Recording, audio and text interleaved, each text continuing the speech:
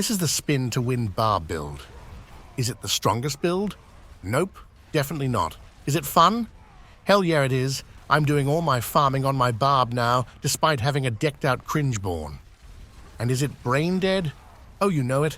It's by far the most brain dead build in the game. Absolutely perfect for the one brain cell dad gamers that just want to hold down one button and kill everything automatically. With pretty dogshit gear, it still manages to speed farm T4 content. And while I do not promote pushing the pit with this build, there are indeed a few gigachads that brought the build into tier 100s with success. So the possibilities are there for sure, assuming you get the massive thumb out of your ass and start farming. Personally, I still have room to quadruple my damage, but I'm all out of those fucking iron chunks, man. And all right, enough complaining. Let's talk about how this build works, shall we? Because there are some cool techs making it work. For starters, most of our titty twisters are actually spawning from earthquakes, which is not only pretty damn cool, but also a lovely quality of life. With the combined backtech combo, we are busting out earthquakes whenever we travel around the map. Combine this with a buttload of movement speed, and you're dropping them all over the place. The other ways of spawning dust devils are via the devilish and fierce winds aspects. The latter is simple. Start shouting and you'll fart out a bunch of twisters. But the former is a bit more interesting, because by grabbing some fury on kill along with generating fury via our Whirlwind and stacking a shit ton of resource generation, we in turn spawn a gazillion tornadoes all over the place. This is what makes the build great at speed farming.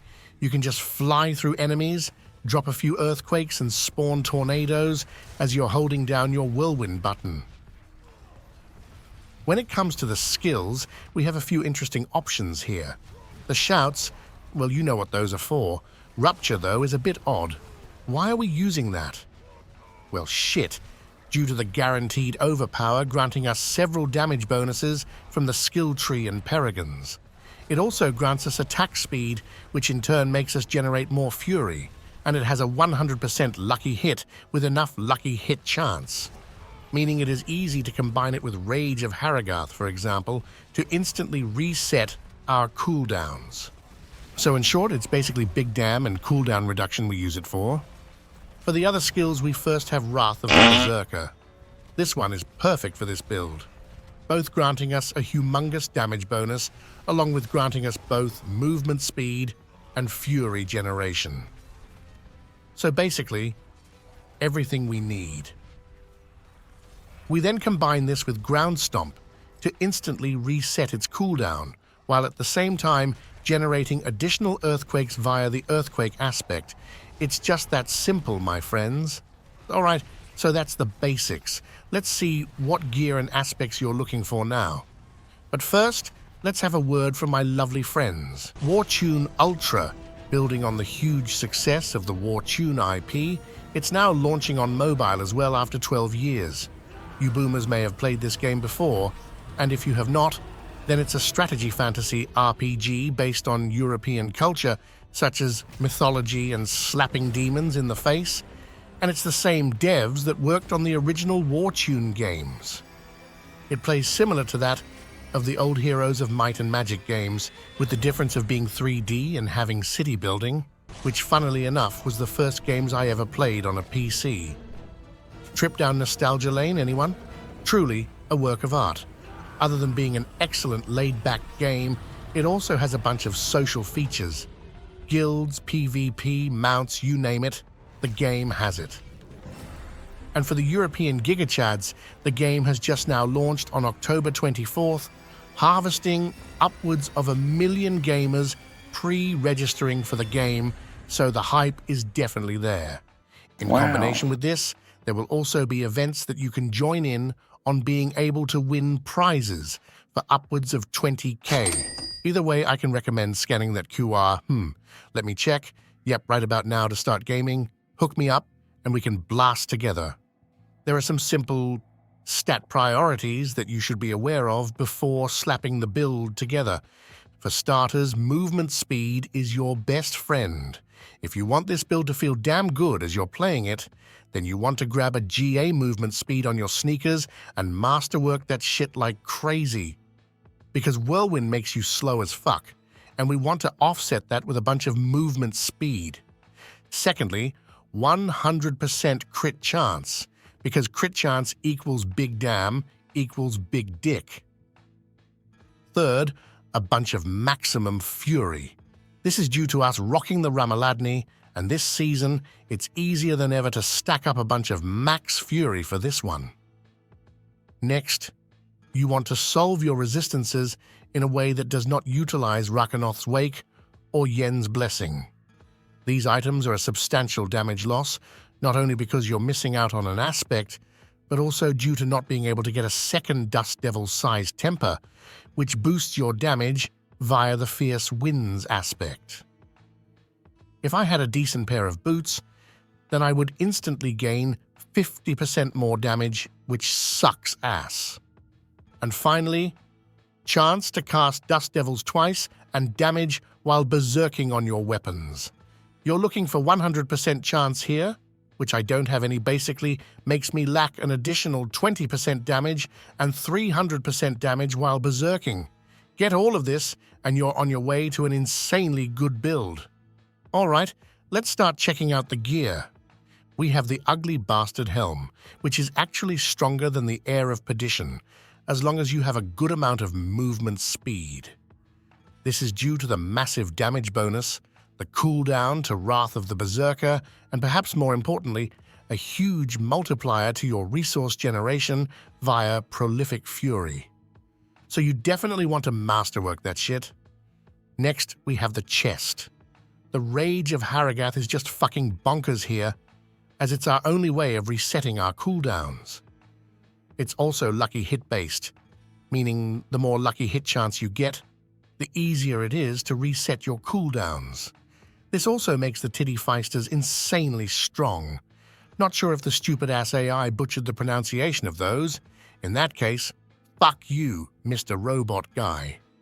In any way, you want to prio the damage followed by lucky hit chance and crit chance here. Next up are the Pantaloonies. Thibault's Will are exceptional for damage, but makes it difficult to keep up berserking and all that good stuff, so we're not using those. Instead, we grab Relentless Berserker here and temper a bunch of Dust Devil size. For the sneakers, having either these or Yen's Blessing is a quick fix for resistances, but as I previously said, it's a substantial DPS loss, and we want that DPS man. Oh, and by the way, I hit the triple masterwork first try, so doubt I'll swap them out LMAO. Then we get to the interesting stuff. I did a massive mistake here that you definitely don't want to do. Do you see it? No? Well, look closer. I'm using double swords, meaning we can't use Wallop, which is yet another DPS loss. And the reason I'm still using this sword is simple. Yeah, screw this. What you want is a one-handed mace here, and then you'll set Whirlwind to dual wield, and you'll get the Wallop bonus along with the Ramaladni bonus. The same goes for Rupture as well. You want to set this to dual wield, which is because it makes the animation quicker. Other than that, though, go for the Earthquake aspect and the Devilish aspect and focus on getting the Dust Devils to 100%. You'll then grab Ramaladni, where you would ideally get a GA and masterwork the maximum fury, and then do the same with the two-handed sword. The Granddaddy is badass, but not necessary. You'll find a no-Uber option in the planner. We then go for Lokran's Talisman. This is the best in slot item until you can obtain a double or triple GA amulet with strength, max resource, and counter-offensive. But that shit's expensive as hell, so just buy one with a GA on max essence. This costs 50 million gold, perhaps more if this video pops off LOL. And finally, the rings. Starless is just goated as fuck for the damage bonus and crit chance. And on the other ring, you'll go for the Fierce Winds aspect for big hecking damn. Well, damn friends, gear and aspects are now done. Let's see what weapon arsenal we're rocking here. Oh, what a surprise. Two-handed axe just as in the previous 5 fucking seasons. Truly some great balance going on here, And for the mercenaries, I'm rocking Subo simply due to his wall hack and 25% damage bonus being godly. For reinforcement, Variana is the only decent option. Rahir works as well if you're a cuck in need of defensives, but that's a nope for me. Well, damn friends, will you look at that? It's already skill tree a fucking clock, and we're just in time to check it out. Let's do it. The basic skills are getting one of these bad boys. We then follow that up with our lovely Whirlwind skill. 1 point is enough, the rest are from my Starless Skies. What we want are these: Enhanced and Furious Whirlwind. These are what makes the build, combining both Fury Generation and Bleeds for Rage of Haragath. Absolutely lovely. We also have a bit of Vulnerable here and Warpath, which is one of the reasons we want to overpower. We then pick up a few passives for damage and bleeds, which are needed in the Perragons. Ground Stomp grants a buttload of fury for the devilish aspect, and it also resets our Wrath of the Berserker with ease. And we can't forget Rallying Cry either, for a massive amount of fury generation. In the brawling skills, we grab Warcry, which along with Thick Skin and a legendary node in the Perragons is how we solve Fortify. And a buttload of Big Damn, of course. Our main heal is Raid Leader, which I also tempered onto my pantaloonies to get that juicy healing up. This is also where we find Prolific Fury, you know, that passive we had on our helmet.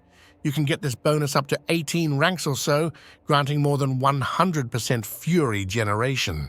And that, my friends, that is pretty goddamn busted. After that, we go for the Weapon Mastery skills, where we find some damage, and our Rupture. Rupture always overpowers, meaning we get the damage bonuses that we want. But it also has a massive, lucky hit chance, which in turn means that every time we use it on large packs on enemies, all of our cooldowns will reset via Rage of Haragath. And of course, we also have Warrior's Rupture, which grants huge amounts of attack speed. We then head on over to the Ultimates, where we grab our lovely Wrath of the Berserker, along with Wallop for the damage. And I'll remind you again, get a goddamn one-handed mace, man. You'll thank me later. And finally, our key passive. The only non-dogshit one is Unconstrained, so we'll grab that for a bit of additional damage. Great job, friends. Skill tree complete. What do you say we head straight for the Perragons and get smart or what? Yeah, I think so. Now I've got a fair bit of Perragon points, and you're a dogshit newbie. So how do we solve that? Well, a lot of the nodes are just extras, basically fluffers for the glyphs and legendary nodes, so just skip that shit. For example, in this board, you can skip everything that is not granting the glyph bonus, and perhaps grab a bit of max life, unless you want to fucking die El Mao. Anyhow, grab Challenger first for Big Damn. We then head on over to Decimator, which grants additional damage after overpowers and making enemies vulnerable, and Socket Exploit with ease. This is a lovely glyph for speed farming, and it's dogshit for pushing. I'm assuming you want to speed farm mainly though, so that's why it's here. If you don't, then go for Ambidextrous instead. After that, we have Blood Rage, which we need 300% damage while berserking to cap, and Martial, which we use to reset our cooldowns even further. We then get to an absolutely lovely board, Warbringer. And why is it lovely? Well, damn, because of these nodes right here. God damn it, man, I'm about to bust. But I won't, because I've got a job to complete. Educating you sorry asses, that is. Here we also Socket Rumble. We don't give a shit about the damage from earthquakes here. We only want the 50% multiplicative damage, so there's no need to level it up further than necessary. And finally, Force of Nature. Again, the earthquakes are not dealing the damage here. It is our titty twisters that do. So we grab this only to summon twisters via the earthquakes. We then finish it all off with Twister. This glyph is actually insane for this build, granting just huge amounts of both additive damage and multiplicative. So definitely level this one up first, and your damage shall skyrocket. God damn it, man, you still here? Get out of here, and then get the hell back, because it's finally time for what you have all been waiting for. It's time to get hecking good, and you know it. Listen carefully. You spin, and then you win. All right, friends, thank you for watching. I'll see you in the next one. You still here, huh? Fine. Your shouts and wrath of the Berserker are simple. You press them whenever they are off cooldown. The only things you actually need to care about are Rupture and Ground Stomp. Starting with Rupture, ideally, you would use this once every 5 seconds if you want to maximize your damage. But at the same time, you don't want to pull out your Rupture as you're getting your ass handled to you by 1,000 enemies, because then you'll get absolutely destroyed. So use it when you know you won't die, basically.